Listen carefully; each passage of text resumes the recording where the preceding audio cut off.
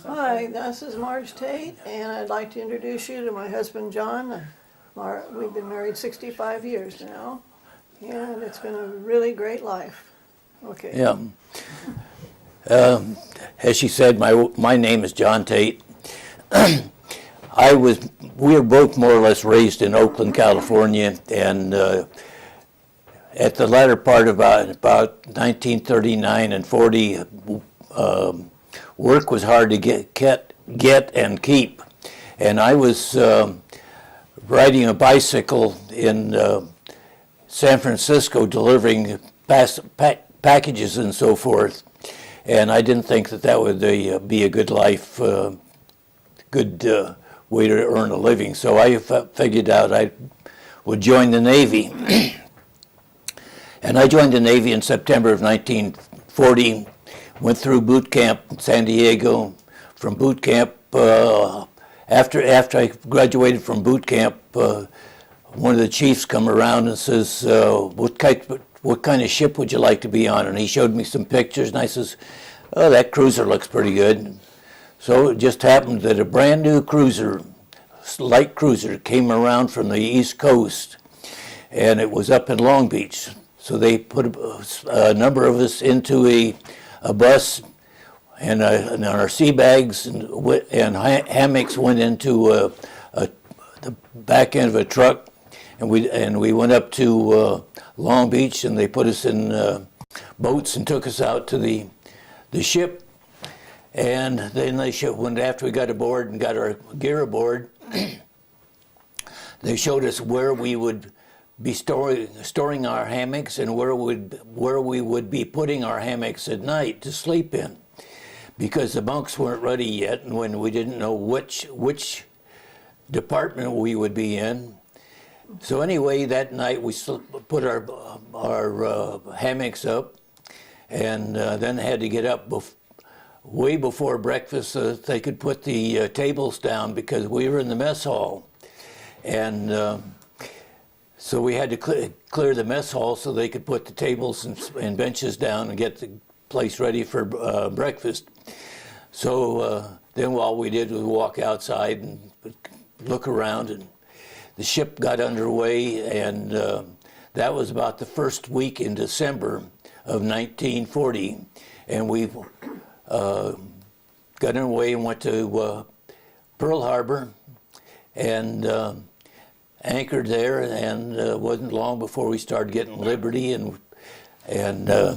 But the morning after we got underway, they called us all up on deck, and they called out some names, and you people are going to this department, and you're going to that department. And they called out two names and says, okay, me and another guy was going to be in the R division, the repair division. So they had two chiefs there, and they say they introduced the chiefs, and I looked at one and I thought, oh, I think I'll go with this chief. So I became a ship fitter.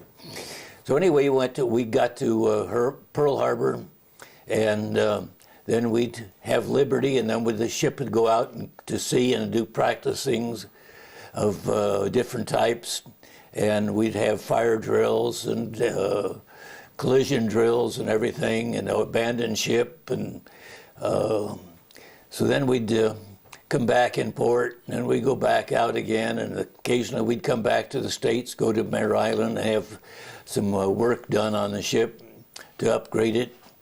And then we went back out, and in August of 1941, the ship escorted an old cargo transport ship to the Philippines. And so we went to the Philippines. We stopped at Midway, Wake, and Guam, and we had a pretty good liberty in the Philippines and Manila. And then we came back. But right after we got underway, the skipper signaled over to the other ship and says, from here until we get back to Hawaii, we will darken ship. And the other skipper supposedly sent back and says, we're non-combatant, we don't play war games. So our skipper says, stop your engines. I'm sending a boarding party to darken your ship. Well, they darkened ship. We didn't have to send the boarding party. But anyway, we got all the way out there. And because our skipper says, you're going to have to, we're darkening ship, he knew that something was in the wind eventually, that we weren't on good terms with everybody, and that Japan could be out there starting a war with us or something. But anyway, we got back into Pearl Harbor, and on December 7th of 1941, we were tied up in the Navy Yard. And somebody passed the word, I guess it was the OD, officer of the deck, passed the word, all hands man your battle stations. This is no drill. We're under attack. All hands man your battle station. And the klaxon horns and everything was going. So I started towards my repair locker where I was assigned. And on the way, I was shutting all the doors, hatches, and portholes and everything to get up there. And got up there late and sat down on the deck. And they took a muster, and finally my chief says, John, what's the status of the potable water? And I says, we don't have any. The pump, we haven't got the valves back from the machine shop. He says, you go help John and go find those parts and put the valves back together. So we did. We went down the ship machine shop on the ship, and we found the parts, went all the way forward and all the way to the bottom of the ship, and reassembled the valves, lined them up, come back up, says, okay, we're ready to take water. So the chief says, a guy named Orr is over on the dock right now hooking up the hose. So I said, okay, he said, go over and help him. So I went across we were tied up to alongside of the USS Honolulu, and which was a sister ship. And I crossed her down the gangway to the dock and just got about at the bottom of the gangway. And here come Orr charging up. He says, a bomb just exploded underneath the pier. Get back aboard. So we ran back aboard, and so we didn't take any water on. So we left. Finally got steam up because we were cold iron, and put the other boilers on the line, and we got enough steam to get underway. And because we were alongside the Honolulu, there was an admiral on it, and the admiral says, George, that was our captain's name, George Rood, you'll never get underway because the Nevada is blocking the channel. And Captain Rood says, I'll push it to one side, but we're getting out. So, and going looking for them, the Japanese. So anyway, we started backing out, and we were the first ship to get underway that day and reach the open sea. And when we went down through the channel, it was a 5-knot channel to get out to the sea there, and we were doing anywhere between 25 and 28 knots down that channel. So we were stirring up some mud. And we got down to the mouth of the channel, and there was a 2-man submarine waiting for us. They fired 2 torpedoes at us, but we weren't out of the channel yet. The torpedoes hit a reef and exploded, and if they had just waited just a little bit longer, they could have caught us out when we got out the open sea.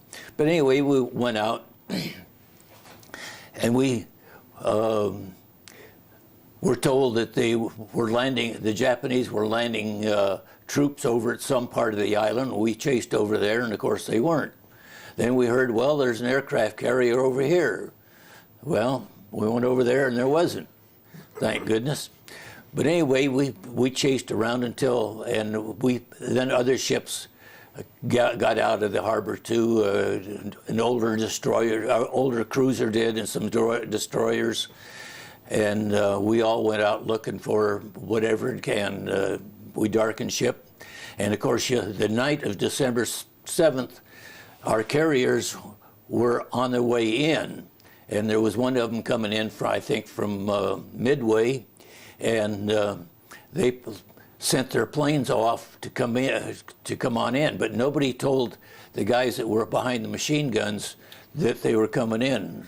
So when they come in, they started firing at our own planes coming down. And I think they may have gotten one or two before they were finally told that, and I think probably a couple of planes got in safely. But anyway, we were out until the December 10th when we come back in, and most of us were not able to take showers because we didn't have enough water. Only the officers and the chiefs and a few people were able to take showers, and some of the officers, I think, took 2 and 3 showers a day. But anyway, when we come back in, we went and resupplied for our ammunition and a lot of like food and oil and water and so forth. And a few days after we got in, then we were told we were going to be escorting a ship to the States. And we were escorting the Lurline ships, Matsonia, Lurline, and there was another Matsonian one that we escorted to San Francisco. And they were taking some wounded back, as well as excess families that were living on the base that they wanted to get. Needed the places where they lived for workers to come out. So anyway, we got into San Francisco, and the next morning, and dropped anchor. And the next morning, we turned right around with the same ships. They had unloaded, and we went back to Pearl Harbor. No liberty that day. So anyway, we went back, and a few days later, they loaded up the ships again, and we escorted them back to San Francisco. And we got into San Francisco on December 31st, and we got liberty, and we had quite a liberty. But anyway, we went back out to Pearl again with the ships, and then another time we took them and escorted the ships down to San Diego, and they loaded up troops, and we took them all the way down in the South Pacific. And on the way back, we connected up with a carrier and a couple other cruisers, 1 or 2 other cruisers, and some destroyers, and we started retaliating against the Japanese in the Marshall and Gilbert Islands. It was the first retaliation of the war. And then we come back to the United States. Then we went down again to Samoa and dropped anchor. We didn't get liberty there. Then, within a couple of days, we escorted a president liner ship back to the States with Emmanuel Keyson and his family aboard. And I don't know, there must have been other people aboard too. Back to the States, to San Diego, and then we went back to Hawaii. And then we were up around Hawaii, and I think just before Midway battle, we took aboard a small contingency of Carlson's Raiders to Midway and dropped them off at Midway with some of their equipment.